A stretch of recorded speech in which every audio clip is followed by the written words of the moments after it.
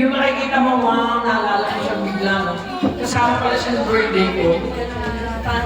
Ako, 2 years na. Nung makabalik ako ng PBCF at si Early isa si Early sa mga nag-welcome sa akin. Hindi lang sa LG, kundi pati sa pagsama sa Sunday school teachers, yung mga gano'n, si Early yun. Kaya, nagpapasalamat ako sa Panginoon dahil nakilala ko siya noong pa, way back, 1980s. 40 years ago, 40 years ago. 41 years. So, salamat sa Panginoon dahil nung makilala ko siya, hindi pa siya ganun ka-active sa BBC. Invite mo lang ako noon eh. Oo, di ba? Oo. Ini-encourage niyo pa lang ako noon. Kaya nga, amaze ako ngayon na lahat na lang siya ang nag-handle.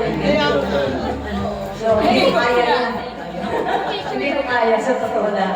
So, ang isa pang pinagpapasalamat ko sa Panginoon kasi nakikita ko yung talagang sa Panginoon. Lalo na yung sa pagdating sa sharing, hindi ko kaya.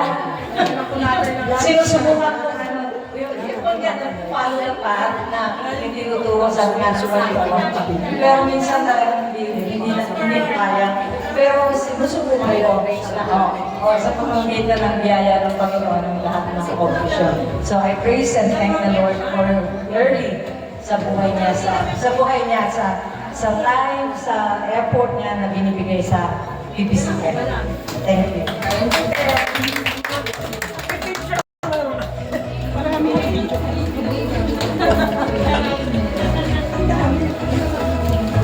Dahil memory pa yan.